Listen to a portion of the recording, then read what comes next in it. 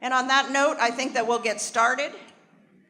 Thank you. It's wonderful to have a standing room only crowd. I really appreciate it. Good afternoon. On behalf of the League of Women Voters of the Reading area, I would like to welcome you to the Candidates Forum for District 1 of the United States House of Representatives. The League of Women Voters is a nonpartisan organization. The League encourages informed and active citizen participation in government and influences public policy primarily through education, but also through advocacy. My name is Susan Wilson, and I'll be your moderator today. Let me describe our format for the evening. First, I want to apologize that this venue is not large enough. I did my best at the last minute. I have to say the previous venue had room for 140. That would have left about 2/3 of you outside. But we did the best we could at the last minute. So the order of speaking, there are only two folks, was determined by lot. Audrey drew number 2, which left Doug with number 1. And number 1 means that he will make his opening statement first, and the number 2 means that Audrey will make her closing statement first. The way that we do this is, and you can look down to the front and raise your hand, Donna. I have a timekeeper. What we're going to do is have 3 minutes for the opening comments, introduction of yourself, why you're here, 3 minutes for the closing, so that we can capture those things that we missed along the way, and then 2 minutes for each question. Easy question, hard question, 2 minutes. So the timekeeper, who's the woman down there, Donna Nelson, Donna will keep time. She will have a sign that lets you know when you have 1 minute left. I think that's a green sign. She has a yellow sign saying you have 30 seconds left, and a red sign saying stop. So pay attention to Donna to the degree that you need to. Can you see her? The questions will be asked back and forth. So what's going to happen, it's going to look a little bit awkward in a way, but after Doug makes his opening comment, and then Audrey makes her, I hope you guys don't mind if I call you by your first names. Please. Okay. Audrey makes her opening comment, then the first question will go to Audrey. So you kind of go twice in a row, okay? Just so that you know. I think that most of the audience now knows that we do not take questions from the audience. We have all our questions come through the moderator. The moderator has many assistants sitting at the table up there on the way in. So if you have a question, raise your hand with your question in it. We will have far more questions than we have time to answer. So what we try to do is put the questions together. One answer from each person on a certain topic. I would like you to check your phones, make sure your phones are off. Everybody got that? I would like you to check your hats, make sure your hats are off. I would like to tell you that there are bathrooms, and the bathrooms are out through the doors that way.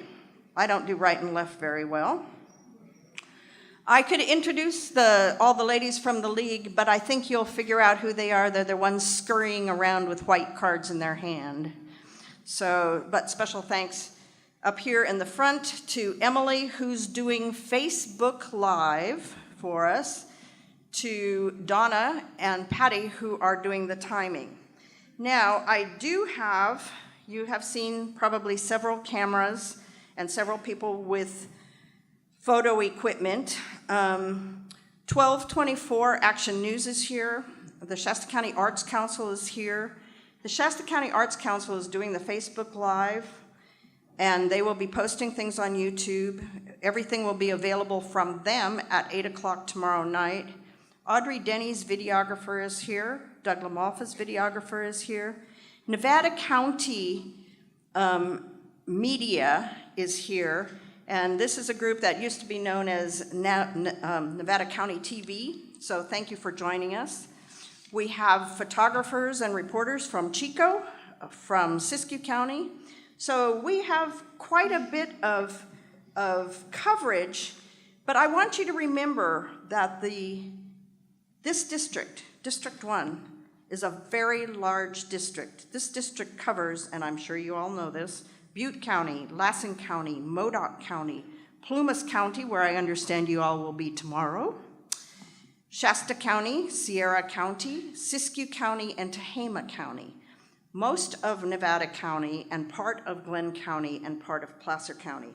It is a very large district, and we're honored that we can have this event here. I would like to remind you that the League of Women Voters is really about civil discourse. We're about educating the public. Somebody said, why didn't you put these two wonderful candidates at opposite ends of the stage at their own podiums? And I said, because I believe in civil discourse, and if they can't sit next to each other, I don't know, you know. I mean, honestly.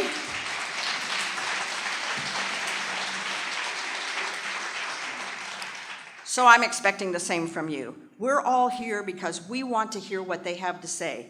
I can run this, and I have run these before, lickety-split. I can move through these questions really fast. I need your support to do that. No clapping, no hissing, no booing, no nothing, no waving things, no jumping up and down.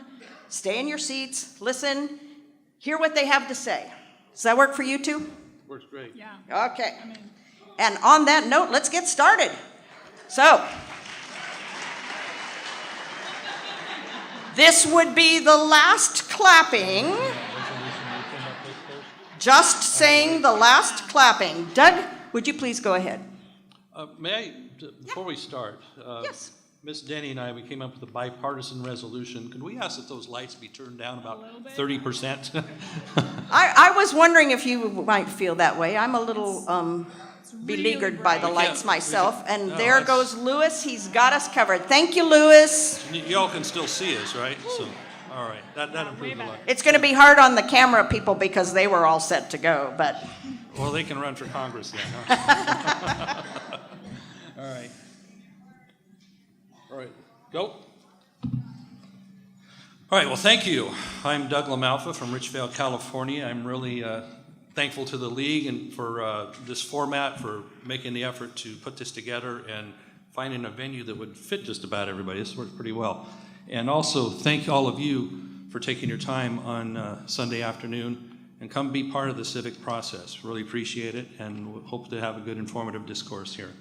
So, first, let me, as we have all observed and lived, and people here locally, this was a terrible summer for fire, and it's still going on. We're probably only mid-season the way it goes. I just want to really commend the way the people of this community, this area, this region, this district come together in that time of crisis with their first responders, but as neighbors. And we've seen that in just many-fold in how people have helped each other and supported each other. You know, even on our trips coming up here to see what's going on, and you just see that. And people are so generous here that I know both of us have brought supplies up here to be helpful. And I think after a while they got tired of people bringing drinks and such because there's so much generosity around here and such. So, and we got to do better than that with how our fire is so susceptible in these forested areas. But my hat's off to all of you and the great way this community pulls together. And we saw it also with what the administration has done, sending 3 different secretaries of different departments out. Kirsten Nielsen from Homeland Security, checking out on FEMA, as well as Secretary Perdue from Department of Ag and Secretary Zinke from Interior, that are going to bring different policy to fight the fire, but also prevent the fire with better forestry practices. So with that, you know me, you know what I stand for and have stood for, and I've kept the promises that I've made to you of what I said I would do when I ran for office. And we know what those things are. It's about putting the power back in your hands, not in the hands of the government. I'm not a big government guy. I'm really one that doesn't want to see more control go to Washington, D.C. or for Sacramento, for that matter. I'd rather it stay locally in your hands with decisions, with what you earn, with what your ideas for investing. You know, we hear government talk about we want to invest. Well, I want you to invest. And so because you're going to make better decisions for your family. So what I don't think we need is a bigger, more powerful, more centered in Washington, D.C. socialist government. We want the power to be back here where you can make your own decisions. So thank you for coming today. I look forward to the questions. Thank you, Doug. Audrey? Is there something weird going on with the audio? Is it just me? I gotta stand up, I'm a teacher. Does this work? So thank you all for being here today. It's a truly amazing crowd, and a huge, huge thank you to the League of Women Voters. But I want to take my opening statement to tell you a story. And this is a story, one of the first stories that I learned on the campaign trail. And this is the story about the water saga that has been happening in the Klamath Basin. For decades and decades, diverse stakeholders in the Klamath Basin has been fighting over water. And this really came to a head in 2001 when it got national news attention. And over the period of about 5 years, these diverse stakeholder groups came together and formed an agreement. Farmers and ranchers, Native American tribes, commercial fishermen, environmental protection groups, and local government all came together to form this agreement. And it wasn't a perfect agreement for everyone. Everyone got something, but not everybody got everything they wanted. And in the course of this process, they learned something. And these formerly warring parties learned that the people who were sitting across the aisle from them weren't that different from them after all. Right? They learned that they all cared about their families, and they cared about the land, and they cared about the river. And so in 2010, 39 diverse stakeholder groups came together and signed the Klamath Basin Restoration Agreement. And then all that was needed at this time was Congress to pass legislation to implement that locally produced solution. But Representative LaMalfia failed to pass that legislation before the deal expired at the end of 2015. And now, up in the Klamath Basin, we're losing fifth-generation family farms. And our Native American tribes and our farmers are back in the Ninth Circuit Court of Appeals litigating water rights. Folks, Congressman LaMalfia has failed us on this. And for me, this story is emblematic of the plight of our district, right? All across our district, we have local community leaders who are working hard to solve our problems. They're working hard to make our forests healthy, to make our school system better so our kids can get good jobs. They're working hard to make sure we have access to rural health care. And as your congresswoman, I'm not going to have all of the solutions to all of our local problems, and nor should I, right? Solutions to local problems shouldn't be handed down from the federal government. You in this audience, you, the community members, have those solutions. All we need is a representative who will act as a partner, who will walk alongside our communities and connect us to the national resources that we need to implement our local solutions. I am Audrey Denney. I'm an educator, I'm a farmer, and it'll be the honor of my life to be that leader for you. Thank you, Audrey. Just stay right there. Stand and I get the first question. Yep, the first question. So the first question has to be about the Carr Fire. Would you all agree? Yeah, I think you would. What are your ideas for recovery effects because of the Carr Fire? And I want you to think about this in big terms like water resources, air resources. I mean, the air has been almost unbreathable, as you know. So talk to us. So I don't need to, for the people in this room, I don't need to talk to you about the devastation that you've experienced this summer already. And we have to continue to support FEMA in doing emergency relief. We have to continue to support the Small Business Administration, making sure we get loans back to you to get back on your feet.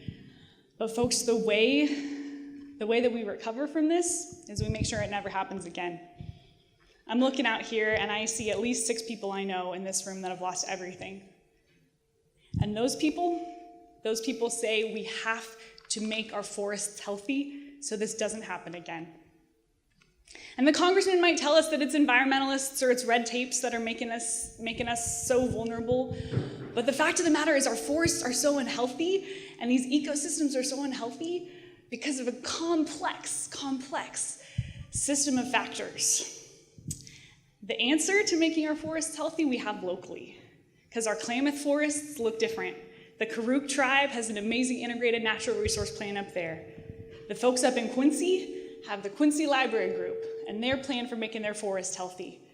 What we need is streamlined federal funding, but local controlled solutions, and we need to increase the pace and the scale of collaboration. If we continue at our current rate of restoring 500,000 or 250,000 acres a year, we're in trouble, right? There's 6 million acres of forest that need to be managed right in the Sierra Nevadas alone.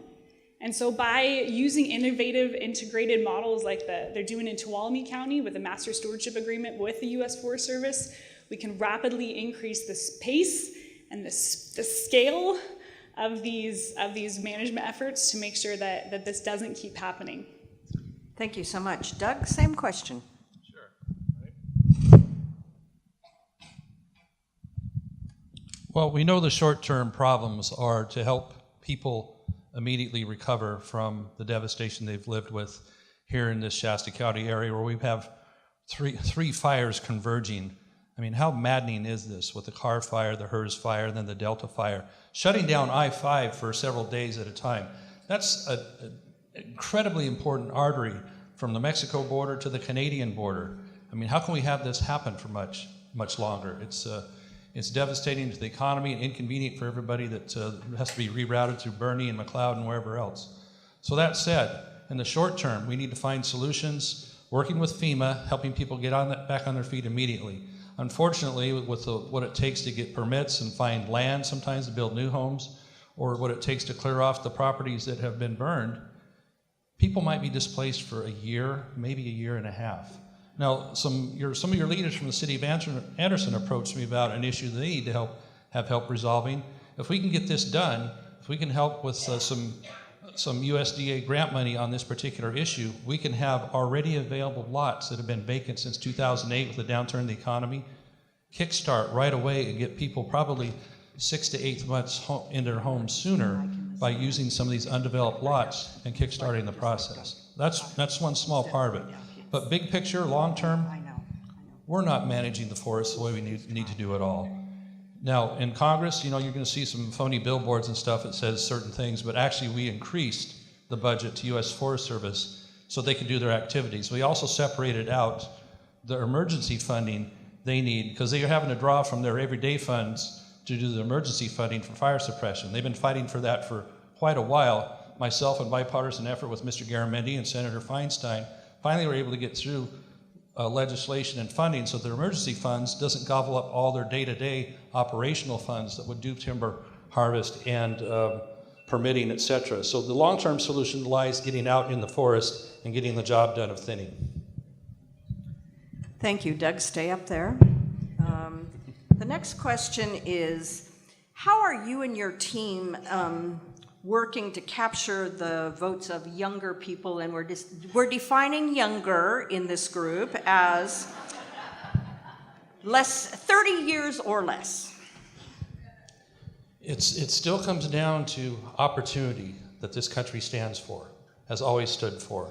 Liberty, individual choices to do what it is you want to do with your time, with your investment.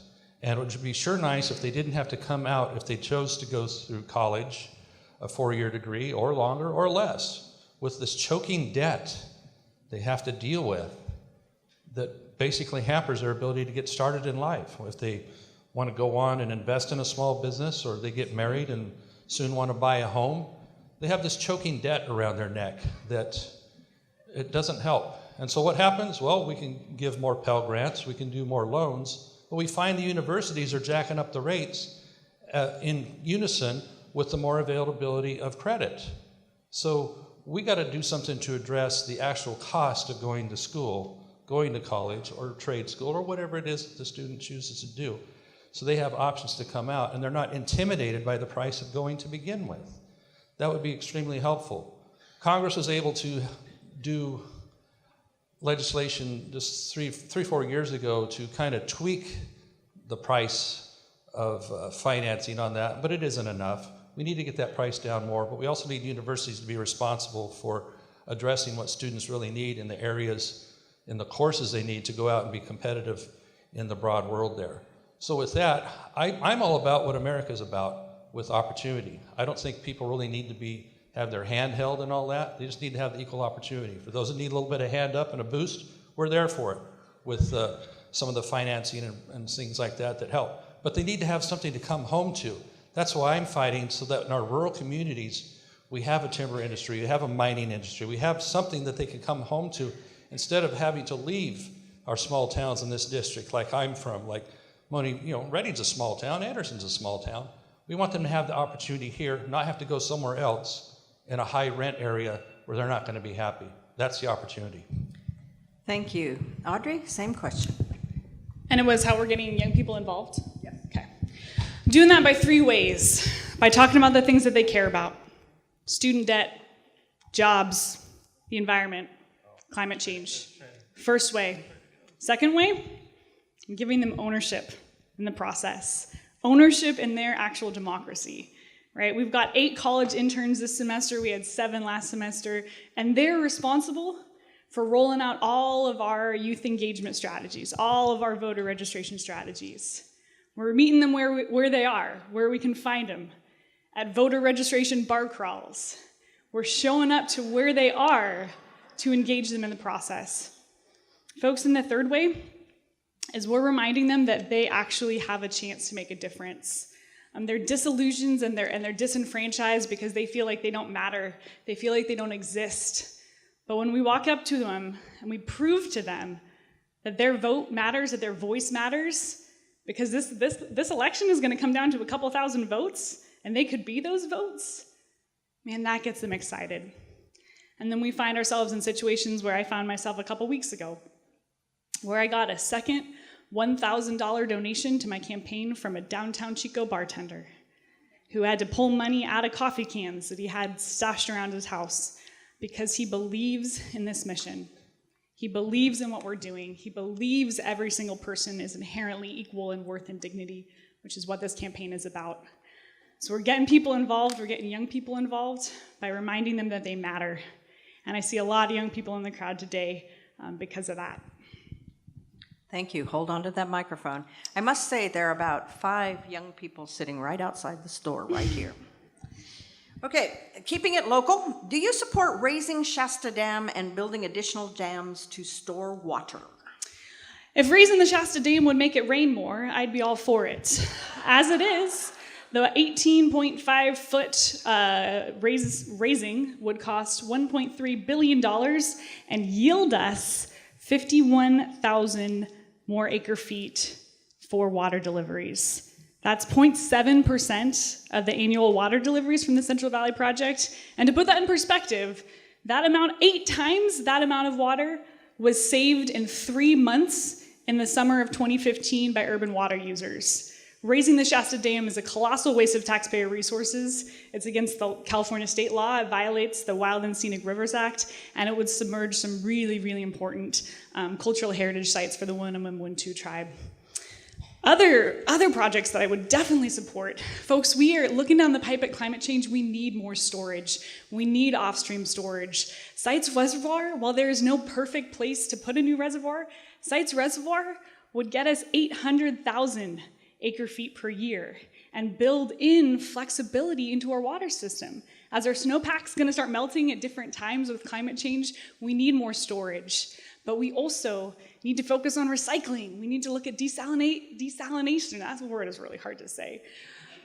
We need to look at how managing our land, how managing our forests affects groundwater recharge. It's a complex, important system.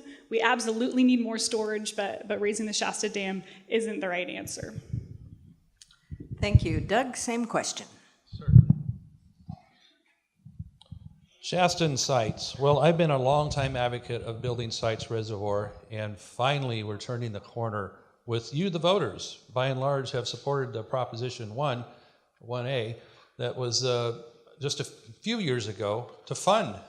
Finally, we've the State Water Commission has put forward $900 million to finally kickstart that. That's not that much money in context of a lot of other things that the voters would support or haven't supported, such as this doggone high-speed rail, which would cost $100 billion. But that said, let's keep going forward on Sites Reservoir. And I helped pass legislation in Washington, D.C. to facilitate that and to keep moving forward. So I'm optimistic we're going to see something happen with that, an actual moving of dirt and bulldozers and things of that nature.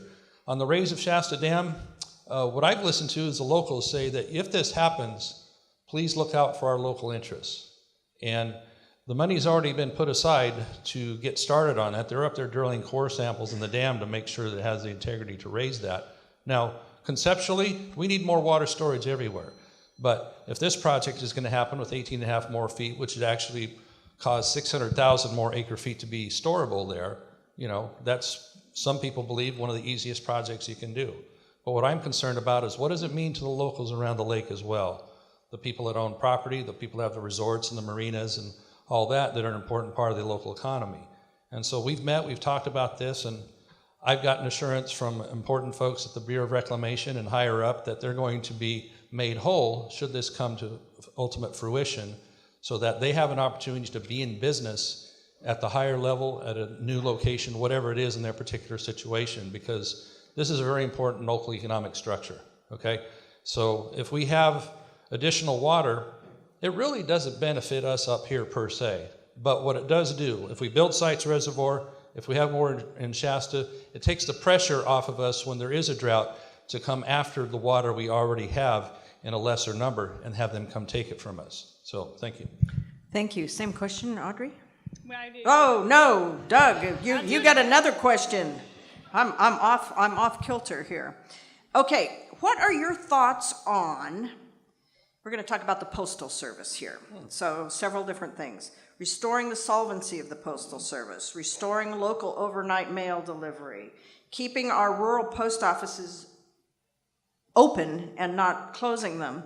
You know, I mean, when we have to run all our mail through Sacramento, it's certainly a delay.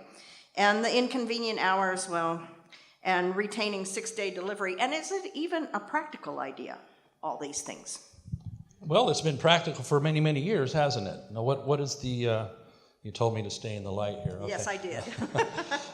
It's worked for many, many years. Now, obviously, we do have higher energy costs and other things that cost more to deliver the mail, but we also need to be looking at the structure of what is the pricing of that.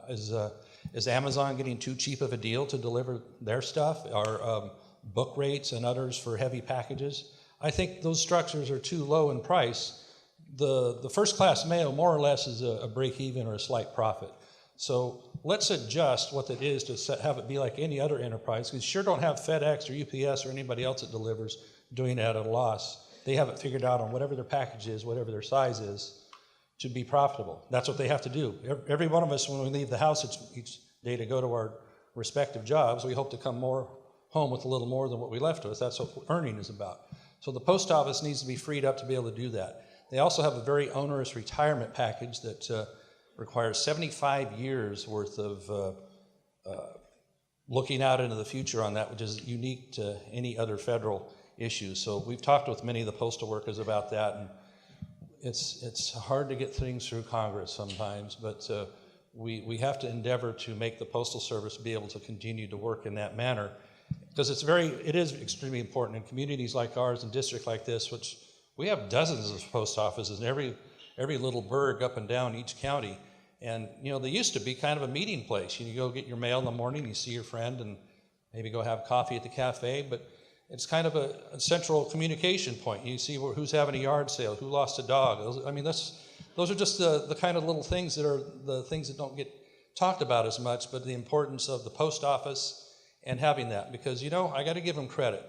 And, you know, people like to make fun sometimes, but the idea you can drop by one little stamp and drop a letter in, and it's going to go all the way across the country in just a few days. Now, the closing of the regional centers here, bad idea, because having it all funnel through Sacramento has slowed down our delivery by 2 to 3 days, and we especially see that at campaign time, right? So, thank you. Thank you. Thank you. Audrey?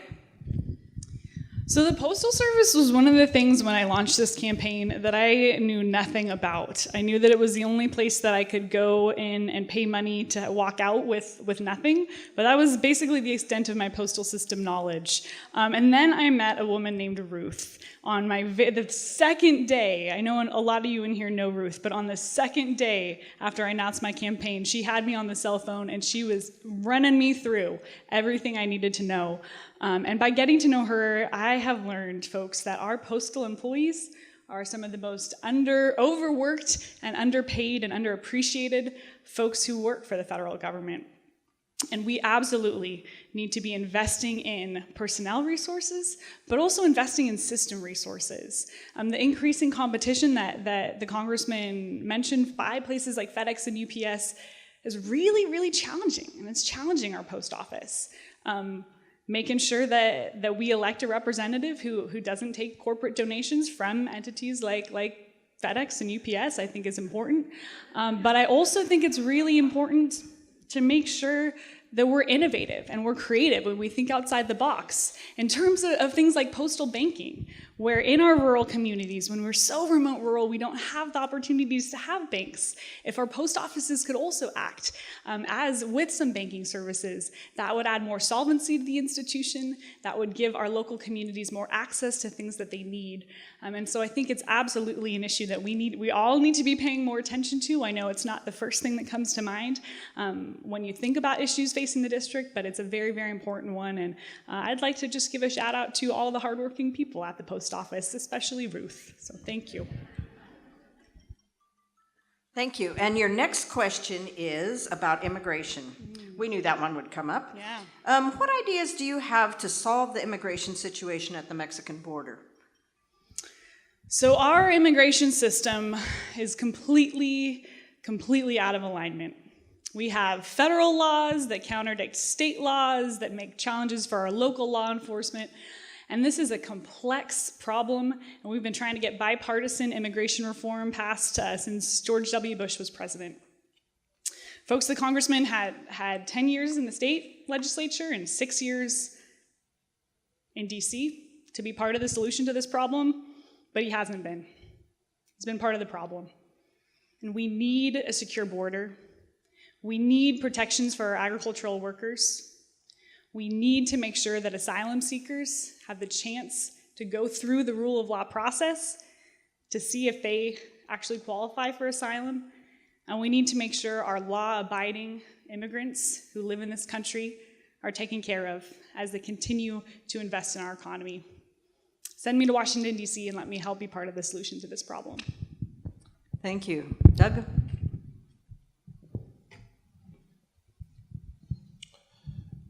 If you don't have a sovereign border that's enforced, you don't really have a nation, do you? So what does it take? We have the need to have whatever mechanisms it takes to have a secure border, both borders and our coast.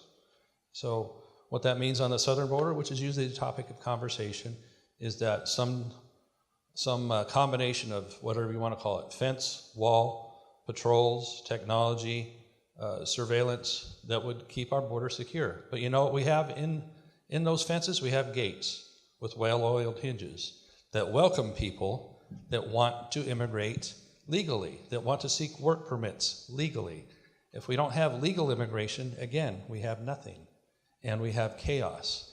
And so to do anything other than that means we can do amnesty after amnesty. I'm not in favor of that. But if we don't first secure the border, then it really is just a sieve that is unmanageable. And it's not good for the immigrants as well. If they don't have legal paperwork, and you know, I'm in agriculture, so I hear that a lot as well. They need a labor workforce to do what needs to be done. There isn't the numbers of people that either want to do that work or are willing to do that work. That ties into some other issues. But that said, it's so much better for people to have legal paperwork to come and do the work that needs to be done, and then have that free access going back across the border where likely their families would be. That's a good way of doing business, because right now what those illegal immigrants are subject to is horrendous. With the coyotes, the things that happen to women that would come across the border are unspeakable. And so why do we continue to foster a policy that allows this? Yes, I've been fighting all my years to try and get a legal process, documented workers and a secure border, and everything else takes care of itself from there. Thank you. Audrey? I already did that one. Oh, you did that one. Okay. The next one, Doug. First of all, yes or no, are you concerned about the federal deficit being over $1 trillion? And second, depending on how you look at this, how do you think that we can address that as a Congress? Don't spend more than you take in.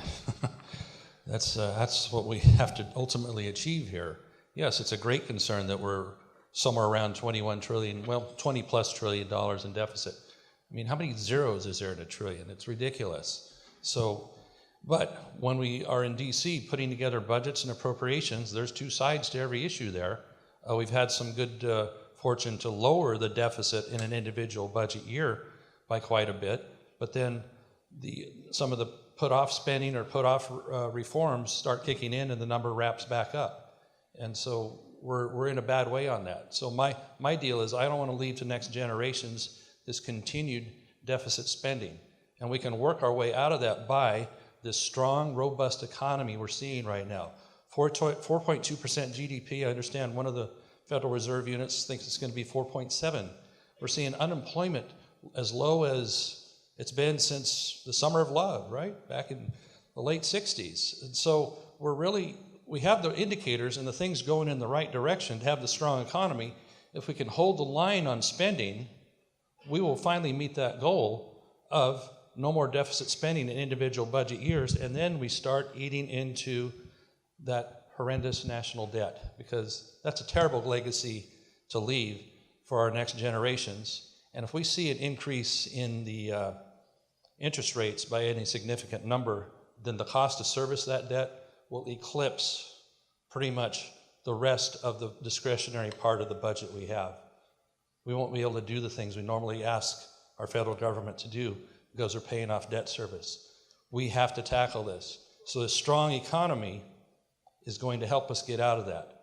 Putting the dollars back in the pockets of small businesses, of people, of families, instead of having to struggle to try and make payments, they can then invest and do what they see as fit, and that makes our economy go, and that puts dollars into the coffers at fair rates of tax, not just increasing taxes. Thank you. Audrey, same question. Couldn't agree with the congressman more. Absolutely, the deficit is a problem. What's especially a problem to me is the $1.5 trillion we added to that deficit because of the tax plan that was passed last year. The fact of the matter is, folks, the congressman and I agree on the way to make this happen. We have to restore fairness to the tax code.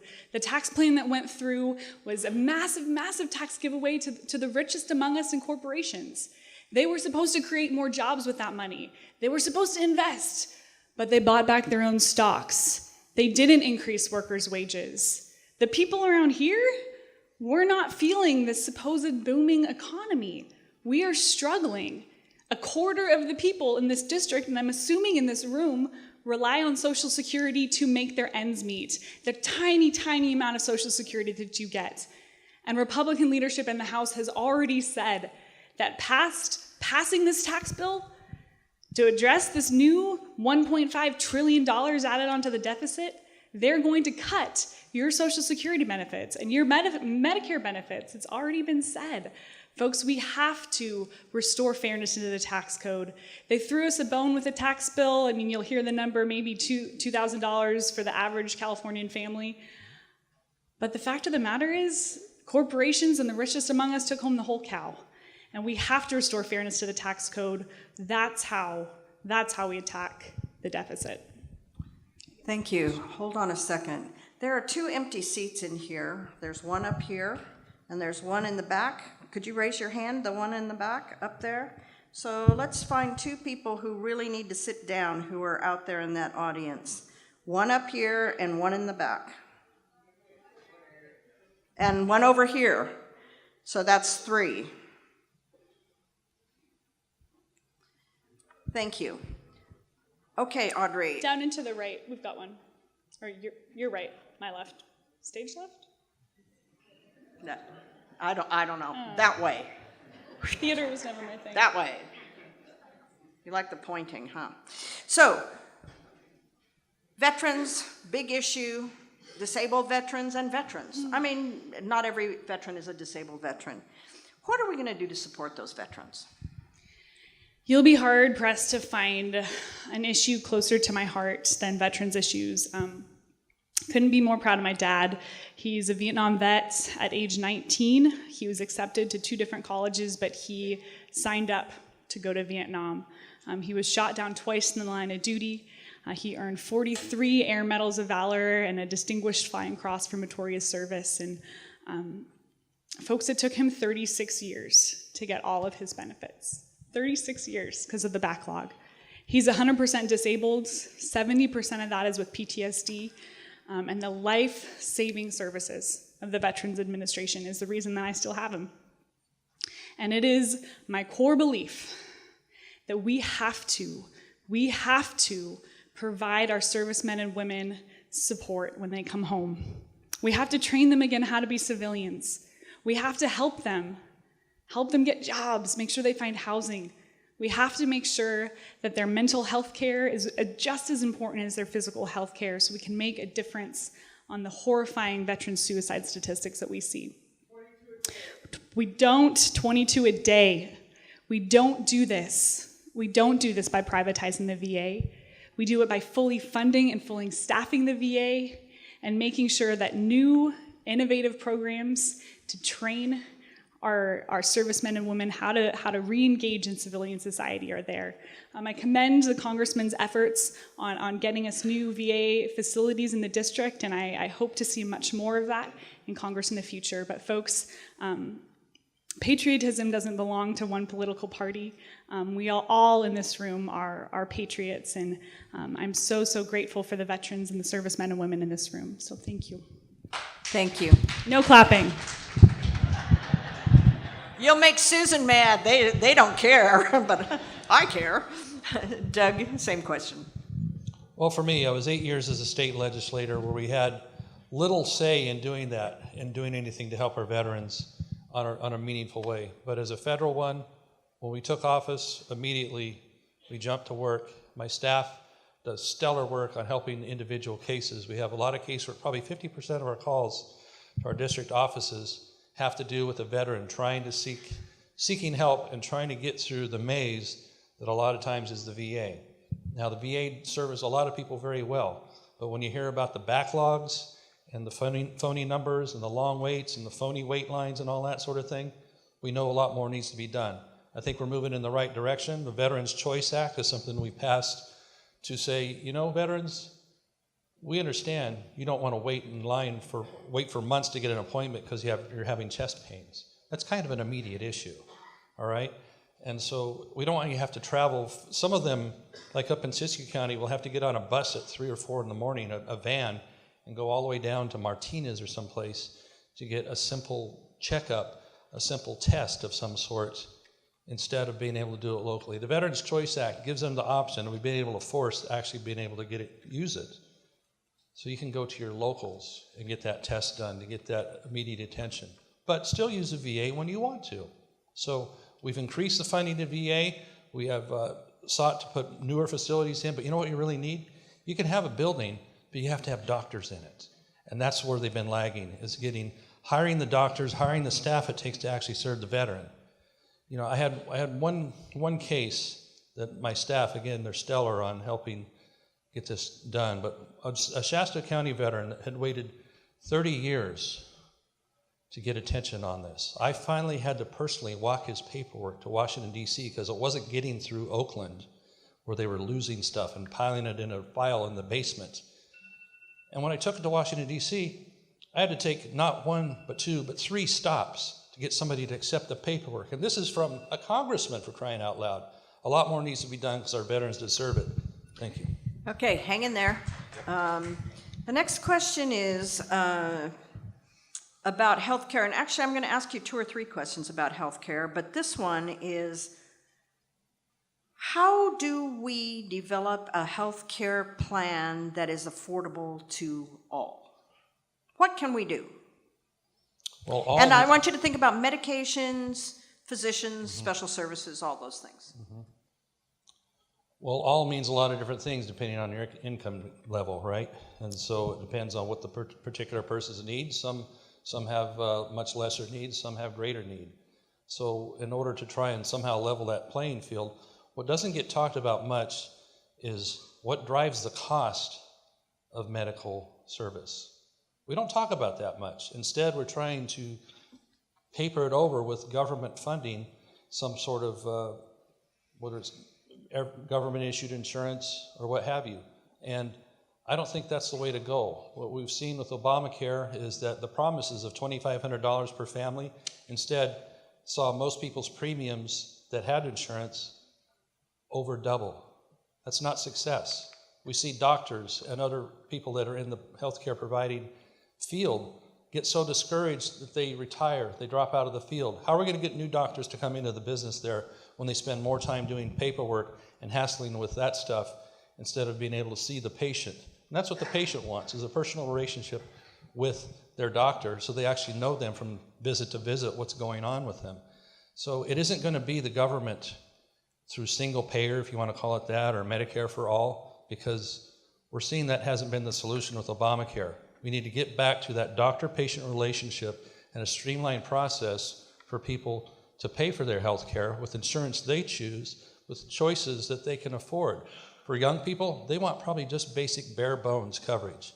But everybody also has a responsibility to buy health insurance. I don't think we use the club of government to force people into buying it and penalize them if they don't, but we need to incentivize them that they have an opportunity to buy low-cost insurance. And then if your family has that, as you're raised in that, and then when you become adult, you take that responsibility and buy it for yourself, you don't have to worry about this pre-existing condition come in as a new insurance buyer, because if everybody stays in the stream, you have insurance coverage that covers you all the way through. But we have remedies also on pre-existing conditions we'll talk about later. Thank you. Audrey? So as a young person, is 34 still young? I think 34 is still young. I would be dead now if I hadn't had good health insurance. 3 weeks ago, my doctor discovered a tumor the size of a football on my ovary, and I had to have almost emergency surgery to have it removed. If I had decided not to COBRA my health insurance when I stopped working to run, I would have been bankrupt. Folks, 2/3 of bankruptcies in our country are medical in nature. Most of the people in this room are one health crisis away from losing absolutely everything, and I feel that on a visceral level now. Representative LaMalfia has voted to take away our access. He's voted to destabilize the insurance markets so premiums keep going higher. And he's voted to restrict Medicaid, which so many people in our district rely on. Solution that we start working on the day I get to Washington is making sure we stop the partisan attacks on the Affordable Care Act to make sure we can stabilize those markets and bring those premiums down. Is the ACA perfect? No, far from it. Too many people aren't covered.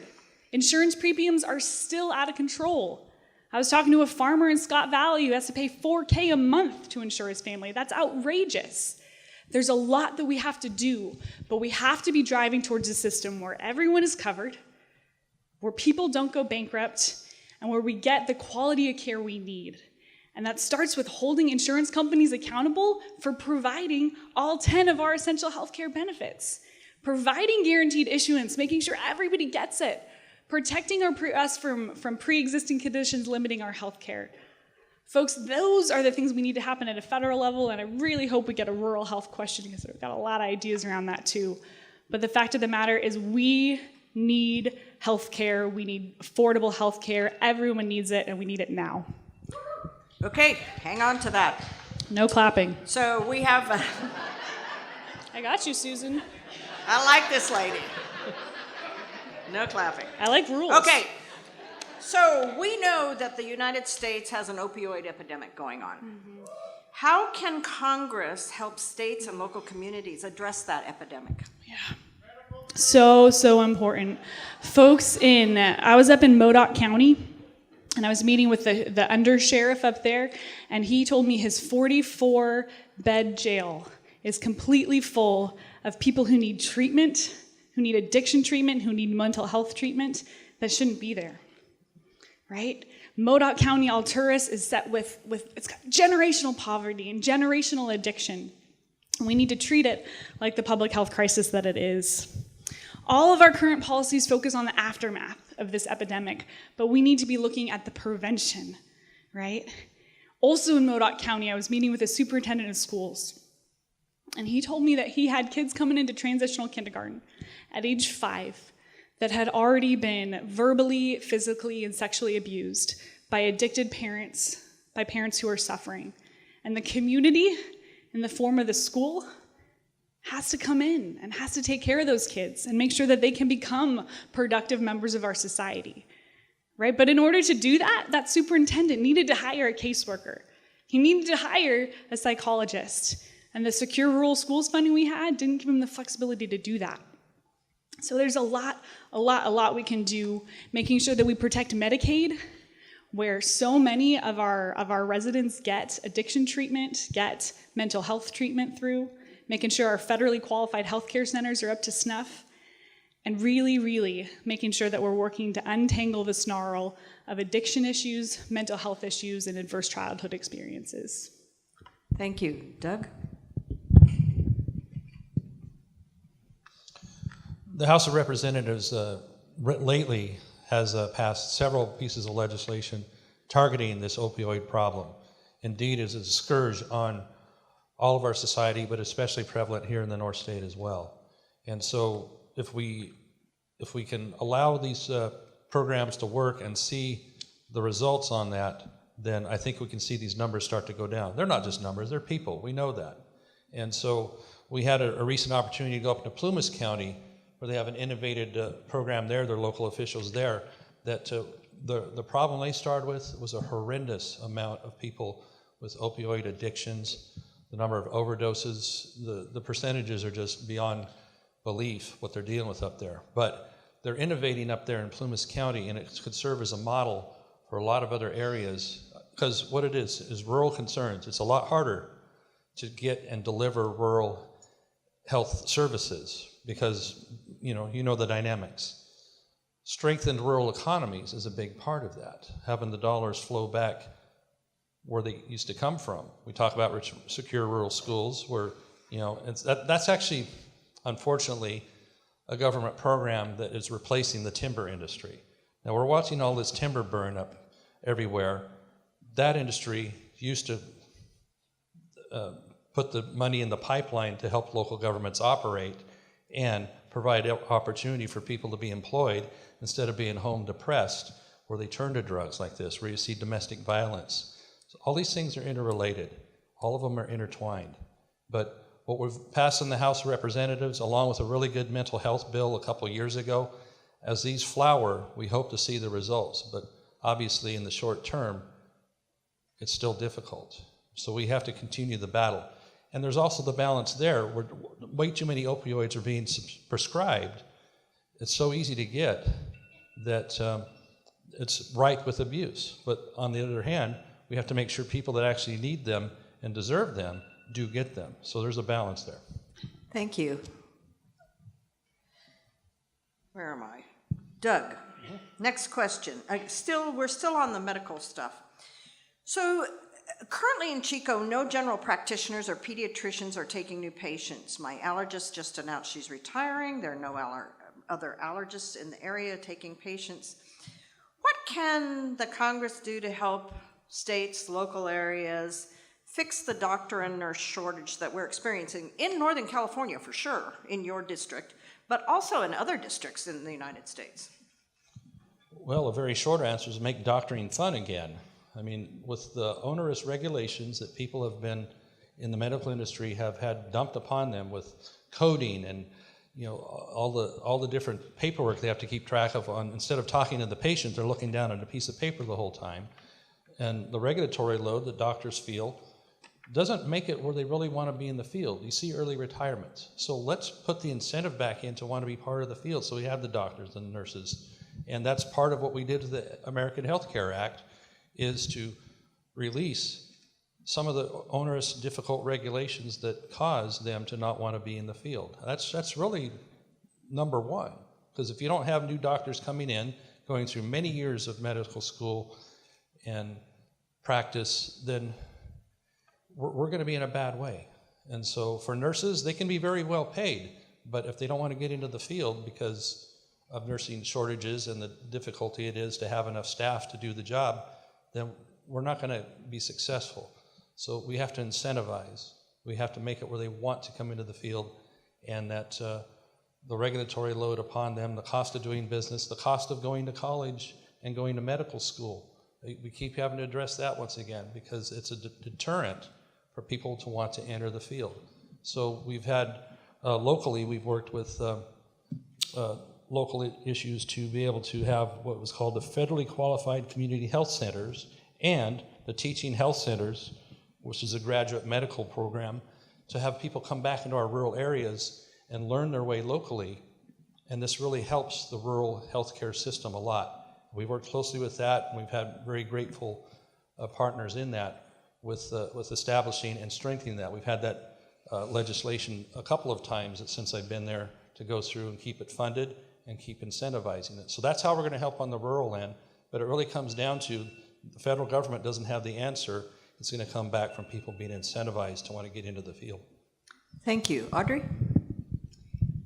Oh, yeah, rural health. I had to go to Oregon to get my tumor taken out, and I live in Chico.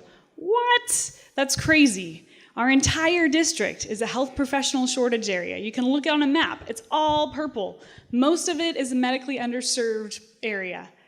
The congressman mentioned one program that's great. There's a bunch of already existing programs through the Rural Health Administration that have student loan forgiveness for doctors. We've got the Nurse Service Corps that encourages nurses to work in rural areas. We can let nurses operate at the top of their fields, doing more.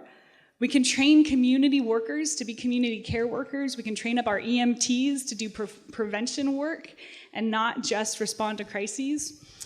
But folks, for me, the root of this issue is the people who live in our beautiful part of the world. We live here for a reason, right? We love it up here. We want to create communities where our kids want to come back and work. Kids want to come back and live. And so if we're working to create those communities, and we identify early on, we invest in primary STEM education. So we pick out kids who are excited about science and technology and engineering and math, and we say, hey, have you thought about the medical field? Let's send you to undergrad. Let's help pay for your undergrad. Let's help make sure your student loans are forgiven. And then you come back and you serve in the rural community where you came from for 10 years. These are kids. Our kids want to come back here. They want to live in the communities that they were raised in. If we're working to make these communities safe and vibrant communities, and we're identifying them and investing in them early, those are the kind of things that are going to, in the long term, help us make sure that we're not a health professional shortage area. Thank you. Just a comment before we go to the next question. Somebody complained about the phone that's going off. It's not actually the phone, it's actually the timer. So just to say, I can't fix that. If we keep our answers to under 2 minutes, though. If we keep our answers, that was what I was going to say. Susan. I'm just pandering to Susan. You all know that. If we can keep our answers under 2 minutes, we do not have to hear the timer go off. All right, on that. The next question, still a little bit about the medical field. Yeah. And this probably is a U.S. issue all over the United States. What do you think can be done by the government to make drugs more affordable? And I speak as an older person who was prescribed a drug that was $1,000 a month after my Medicare paid. Yeah. Oh my goodness. Well, the answer to this one for me is pretty short and sweet. We have to elect a new generation of leaders to Congress who aren't bought and paid for by insurance companies and big... No clapping! You're going to get in trouble. That aren't bought and paid for by big insurance and by pharma.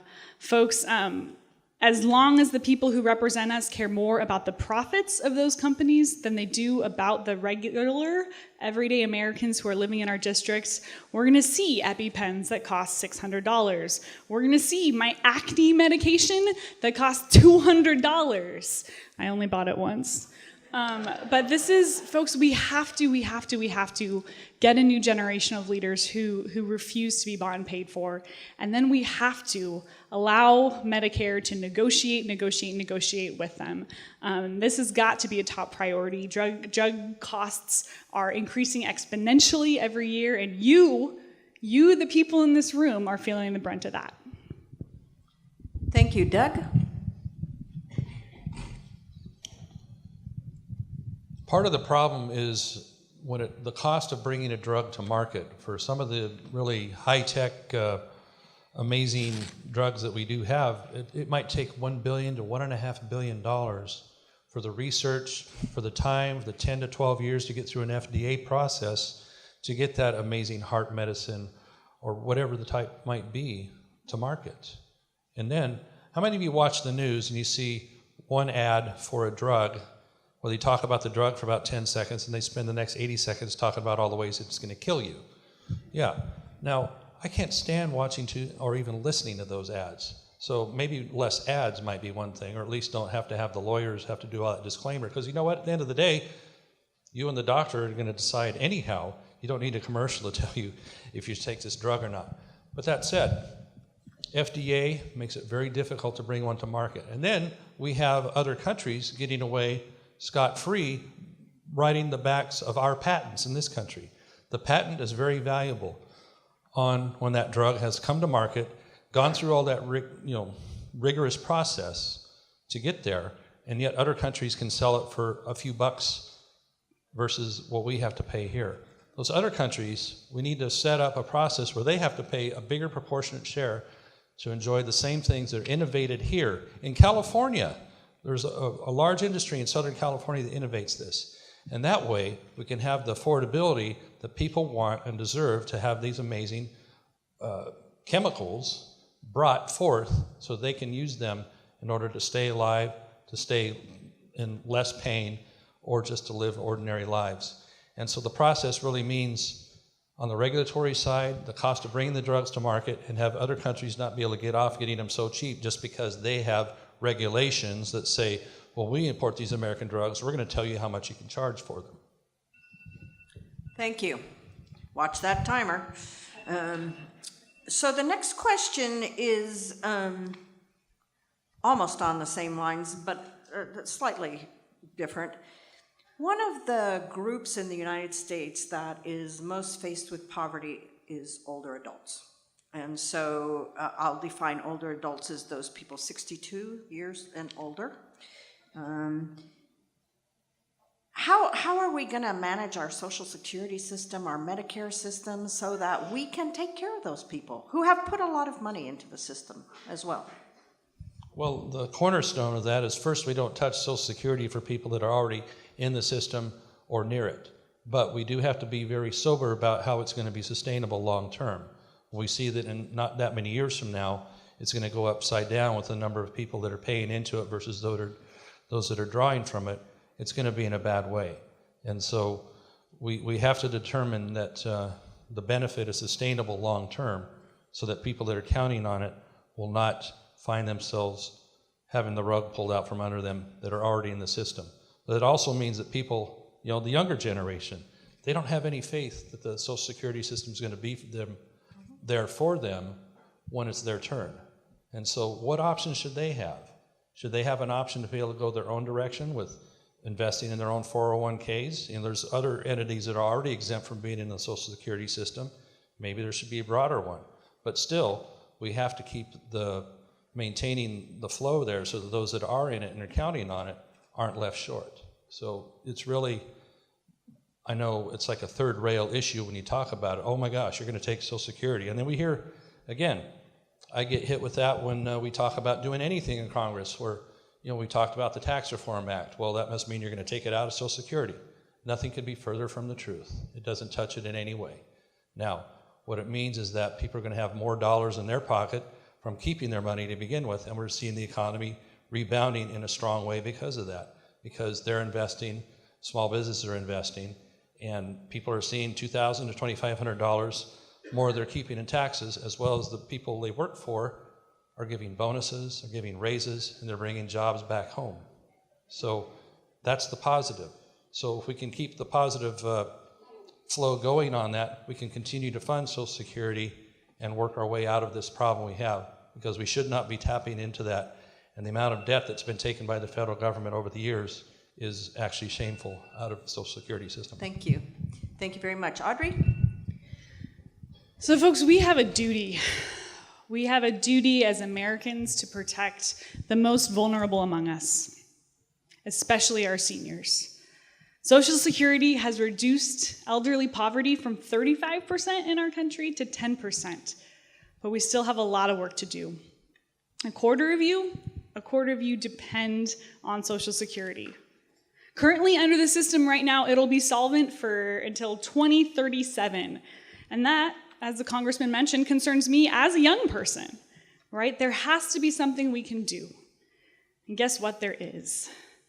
The wealthiest 1% are not paying their fair share into the Social Security system. And if we raise the cap, if we eliminate the cap on Social Security, the studies have shown that it will be solvent for a long time. But besides just that, folks, our Social Security Administration, their budgets have been under attack. Right here up the road in Reading, the office right there has 14 empty desks. In the past 5 years, we've lost 4,000 people who work for the Social Security Department, administration. And what that means for you, the people with white hair in this room, that means it's harder for you to get your benefits. It's hard to calculate. You shouldn't have to go online to figure out your benefits. This is life or death for you. You should get to go into an office, talk to a person, look at them in the eye who cares about you, to make sure that you are getting the maximum benefits that you are allowed to so you can live and retire in dignity. I will fight for Social Security, and that is a promise. Thank you, Audrey. No clapping, please. The next question, also sort of a nationally based question. What are the best uses of public lands, such as our national forests, national monuments, wildlife refuges, BLM lands, Bureau of Land Management lands, I should say? I am such a big fan of public lands. My favorite thing to do when I'm not watching Giants baseball and sipping on a lovely glass of bourbon is to be hiking and backpacking in the mountains with my sisters. And in our part of the world, in our district, we have so many beautiful public lands. We have to be able to manage our public lands for multi-benefits, right? For recreation and tourism. For sustainable timber and logging when it's important, right? We have to manage them to make sure that they're not a fire risk. We've got to be able to graze on our public lands to make sure that our cattle ranchers can be part of the solution. When we manage for multiple benefits, we can not only make the most out of our public lands, but we can also tackle some really important problems like climate change. If we're rotationally grazing cattle on public lands, if we're making sure we've got big old-growth forests that are sequestering carbon into the soil, we'll actually be able to mitigate the life-threatening climate change that we see. But there's also challenges, right? I keep talking about Modoc County because I love it up there, but 80% of Modoc County is public lands. They've got no tax base. The sheriff I mentioned only has $3 million a year to run his county jail and run all of his public safety operations. The schools are strapped. So we as a federal government, when you send me there, we need to do our duty to our counties that have big public lands to make sure that they're not suffering, that their lives aren't made harder, because they're hosting the place where the rest of the state and the rest of the nation and world comes to play and recreate. So our public lands are beautiful, they're complex, and I will always fight to protect them. Thank you. Doug? Giants baseball, huh? Yeah. We'll go there. Hey, we agree. All right. Would you restate the question, please? What are the best uses of public lands, such as the national forests, national monuments, wildlife refuges? Okay, gotcha. Best uses are having the people be involved with them. What we see more and more is they're being gated off, closed off, roads removed, and people can't go out and hike, hunt, or fight fire because the roads are disappearing. It takes an act of Congress to replace a culvert on a rural forest road because you have to study it to death for a year to replace a culvert. You need a NEPA piece of paper. So if they're not being managed by the federal government, then let somebody else do it. Because we've had enough evidence in 2018 with forestry, and I harken back to 2008, that was a bad year too, especially up in Trinity, but all these years are getting bad. How much of the Pacific Crest Trail has been torched now because of all this, whether in the south or up here in the north, where people would like to be enjoying that, and it's going to be scarred for years. So for those that love the outdoors, we also need to be able to do a light touch on them to manage them so they remain safe, so it's good habitat, so that we can have a sustainable forestry situation and not have them all cut off. Every time they declare another national monument, like in Utah, for example, it isn't just an area where you might have a particular set of archaeological sites or an old growth area. They do 1.3 million acres at a time, which means hands off, whether it's wilderness or monument. And so that means you don't get to go in there anymore, whether it is for firefighting, whether it is for forest thinning, forest management, or other things that are beneficial that for our economy, for energy, all those things. So we need to be able to have a light touch as people in those areas in order to manage them and enjoy them. Because as it is, the more gates they put up, the more off-roaders that can't go out, the more hunters, hikers, whoever.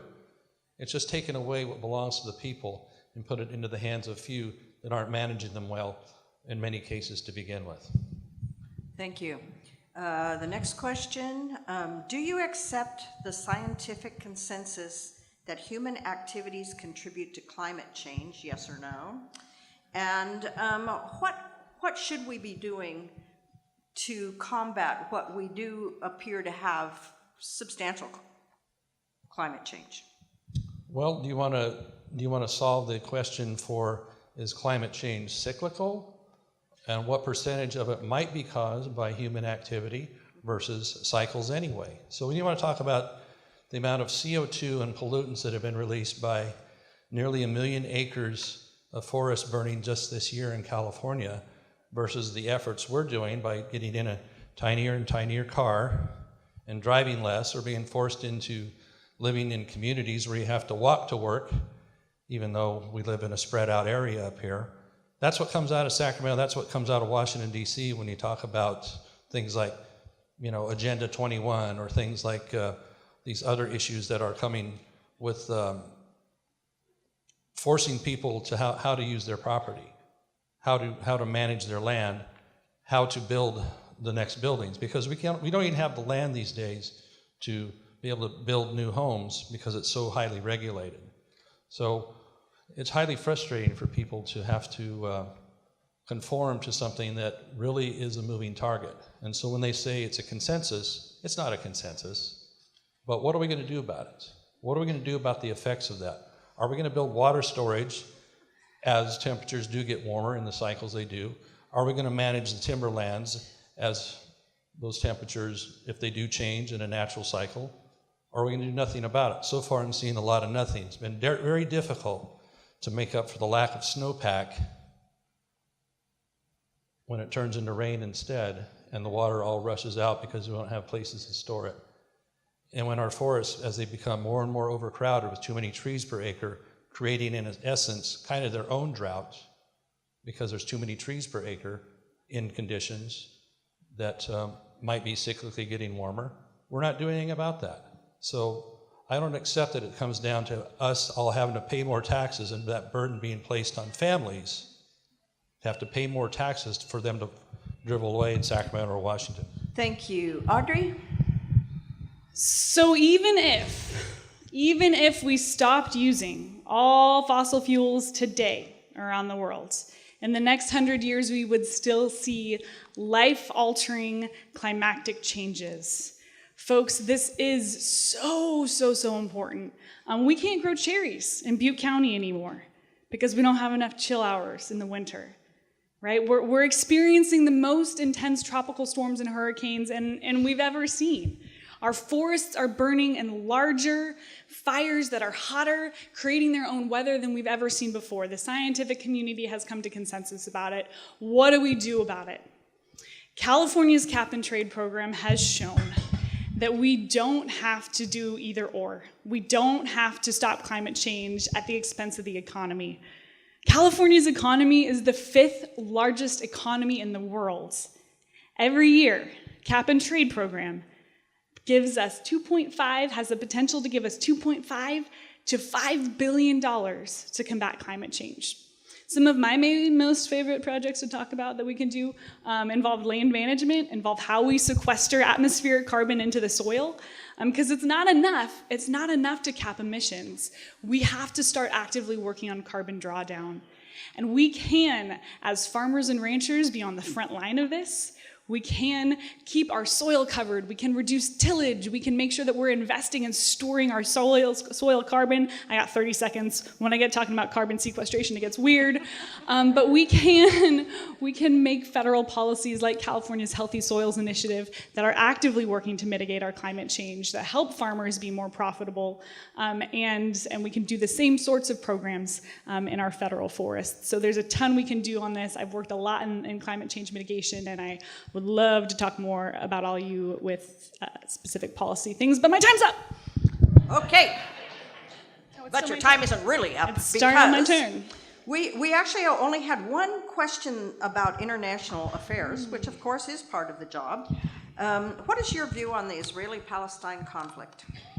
In 2 minutes. Yeah, this is a great. 2-minute question. This is the only Just foreign affairs top question. Yep. Okay. Well, I hate to tell you folks, but we're getting close to closing down here. What? Unless you guys want to stay another half hour. We'll go another 2 hours. All right, so I could try to solve the most complex geopolitical issue in the world in 2 minutes. But for me, what this question and what foreign affairs really comes down to is America's role in the world, right? Who do we want to be? When I signed my statement of candidacy, I got to take the pledge of the office for which I am applying. And that pledge is to support and protect the Constitution of the United States and the Constitution of the state of California from all enemies, foreign and domestic. And right after I took that pledge, I started thinking back to my grandfather's generation, who fought in World War II. And after they fought the most atrocious war in human history, they came to the conclusion that promoting democracy and liberty and freedom around the world was the best way to keep our people safe at home, right? And so I want to live in an America that once again takes up the mantle of human rights, takes up the mantle of promoting democracy, liberty, and freedom in countries around the world. I want to stand up to authoritarianism. I want to stand up to tyranny and despots, right?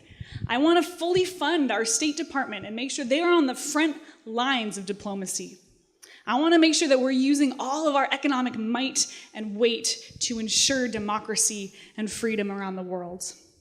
I want to make sure that we're fulfilling our commitments with our multilateral institutions. And I want to make sure that we're using military intervention as a last resort. Folks, it is time for America to take back its moral mantle of leadership around the world. I'm going to say no and reject this isolationist policy that we are trending towards. Thank you very much. Doug? Question again? The question, what is your view on the Israel-Palestine conflict? Prime Minister Netanyahu, a while back, was quoted saying that if the Arab world would put aside their arms, there would be peace. If the Israelis put aside their arms, there would be no Israel. No war if the Arabs laid theirs down, no Israel if the Israelis laid theirs down. Now that's a pretty telling thought here, because Israel is the beacon of freedom, of representative republic in the Middle East. People want to live there. Even the Arab Israelis there, they wouldn't go somewhere else. They've been asked, they've been polled. No, we like it here. People take care of each other in Israel. So I am a firm 100% supporter of Israel, and I always will be. So for us to do anything otherwise, and I'm so grateful that in this new administration, they've made that a firm commitment to our ally, to our friend, to the amazing innovators that they are over in that country. We share so much technology on medical innovation, on agricultural, water saving, with desalination, arms, all the technology that helps them to exist. We also benefit from in partnership. So what better partner could you have? They're loyal to us, we need to remain loyal to them.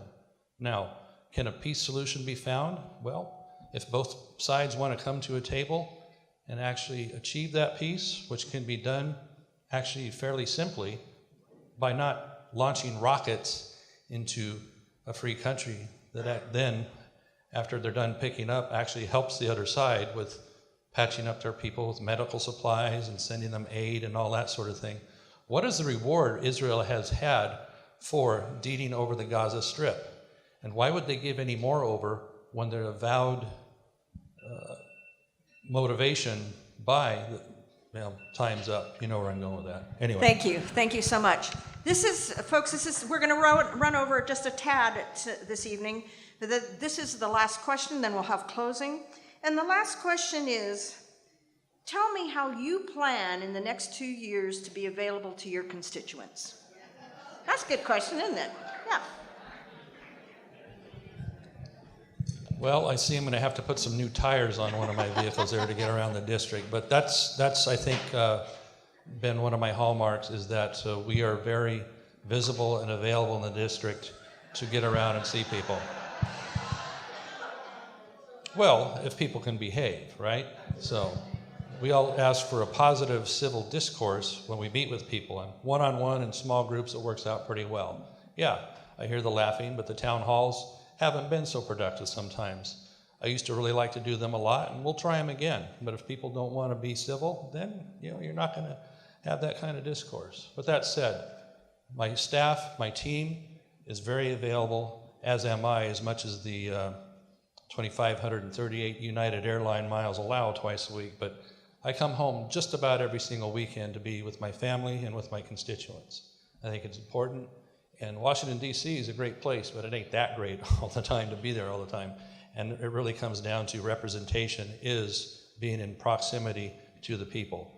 And that's what I've always strived for. So we'll continue to do that. It's really just a matter of getting in the car and getting out there. There is 11 counties, and it's a pretty vast district, one of the larger ones in the country. And so it isn't always easy to get around to those far reaches, but I place great value on that. As a state legislator, when I wasn't as far away all the time, I did a heck of a lot of it then too. So I hope that people will see and recognize that that's who I am, and that's what we'll continue to do so. And there's the other mediums as well. Now we have the telephone town halls. A lot of you receive those calls. So I think that's a pretty good medium. People tell me they like it a lot because you can stay at home in your pink bathrobe with the fuzzy slippers and be part of a town hall without having to go out in the cold or the weather and like that. And we can ask and answer questions and things like that. So whether it's a town hall in person, a telephone town hall, or you sign up for our emails and all that, we want to have that interactivity, and we'll continue to do so. Thank you. Thank you so much. Audrey? So I gotta be real honest. Up until late last year, I had no intention of being in the political life. I have a great job, I have a great life, and the only reason I'm on this stage is I care about you. And in order for me to try to fulfill my mandate to make your life a little bit better, I need to hear what's going on with you and what your problems are. Some of my core values are authenticity, transparency, accessibility, and I fully intend to live into those as your congresswoman. And when I don't, I expect you to call me out on that. Oftentimes, my social media team will give out my cell phone number on Facebook when people get really heated and they're like, what about this, what about this? And people call me, and we hash it out for 30 minutes, and we find those nuggets of shared common values, right? I've learned a lot through those exchanges. January 3rd, after you inaugurate me, we are gonna have a district-heavy staff. My staff members, I'm looking at a couple of them right now, are gonna be everywhere. They're gonna be in your face. And the fact of the matter is, I know you're not gonna agree with me at all times. I know I'm gonna make mistakes. I know I'm not gonna live up to it. I know I'm gonna have an idea and you're gonna have an idea. I know that you are gonna be protesting outside of my office at various times. And when you do, my staff and I are going to show up with some coffee and invite you to come in and sit at a table with us. We want to hear from you. We want to hear what you need. We want to represent all of you. I don't care if you're a Democrat, a Republican, a Libertarian, no party preference, American Independent. I don't care who you are. I am so ready to move beyond partisan labels and just look at people for people and try to figure out how we can make our federal government work for us better. And that is the kind of representative, that's the kind of leader that I'm striving to be for you. Thank you. Please. So now we're going to move to the closing comments. I'm going to give each of you 3 minutes to kind of wrap it all up. I would add that if either of you wants to have a town hall, I'm available in Reading. I see the League of Women Voters from Butte County, Nevada County, Plumas County, all here. So we'll be happy to help. And great hosts you are. Is it my turn? I'm going to sweat through my blazer. We're going with the rules today. The congressman's going to pass out because my BO is so bad. It's rough. It is very, I will say, it is very warm up here. Mm-hmm. Just very warm. Please, 3 minutes? 3 minutes. All right, folks, I hope you've gotten a chance to understand a little bit about me over the past 90 minutes, but I know I'm looking out at a lot of folks, and we feel forgotten up here. We feel left behind up here, because we have been. But we don't have to be, right? We don't have to be. This November, we get a choice. We have a choice to make about the kind of district that we want to be, the kind of people we want to be, the kind of communities we want to be. Do we want to be communities that support the Modoc County Sheriff and making sure his 44-bed jail isn't full of people who need treatment? Do we want to make sure that school superintendent can hire a counselor and a social worker to take care of those little kiddos? Do we want to make sure that all of our veterans get the wraparound services that they need and deserve? Do we want to make sure that our seniors can retire in dignity and don't have to choose between top ramen and other super cheap food that college students eat? Yeah, we want to make sure that you're taken care of, right? We have a choice to make about the kind of district we want to be. We have a choice to make about the kind of representation that we want. Do we want to elect a representative who's been bought and paid for by corporate PACs and special interests, or do we want to elect a representative who has said no to that funding? Because that person only wants to be accountable to you, the people in the district, whether you vote for me or not, right? But most importantly, folks, we have the choice to determine what kind of country we want to live in. We have the choice to determine what kind of America we want to be. Are we going to resign ourselves to fear and to polarization?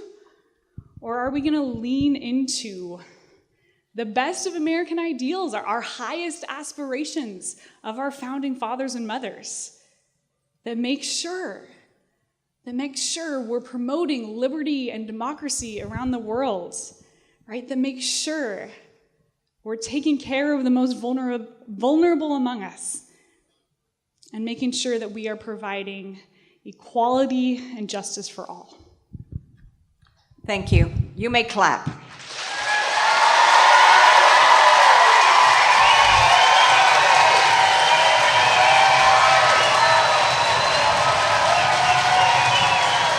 Okay.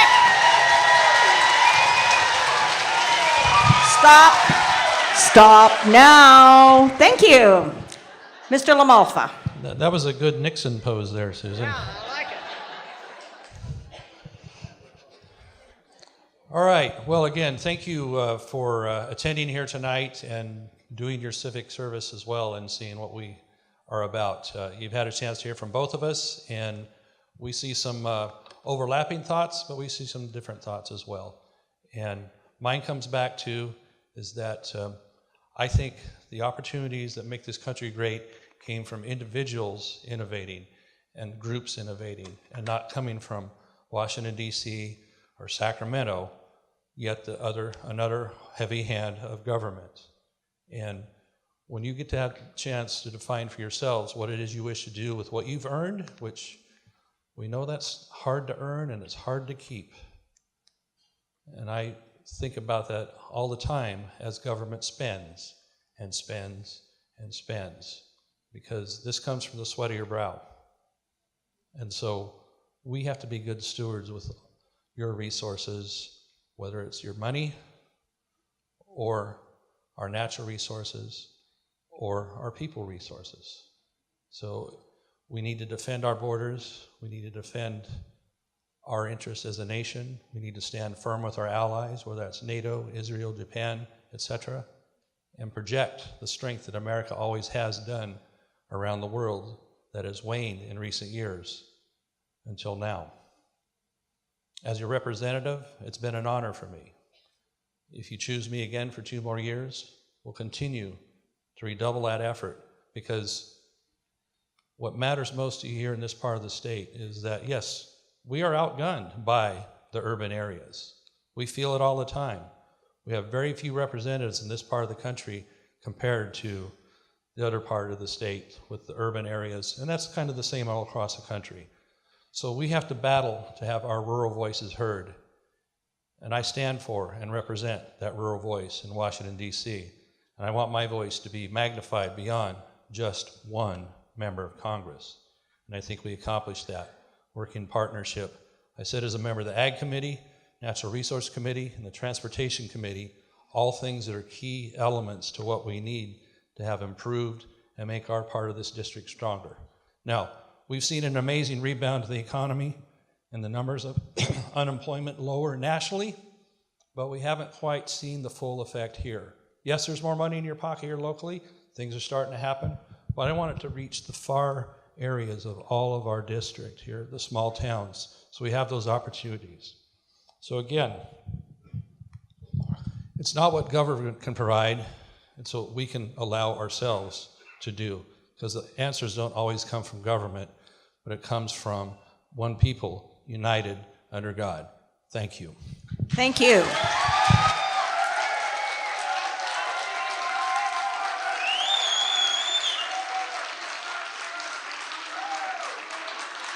Okay, so you all have been an absolutely terrific audience. Thank you very, very, very much.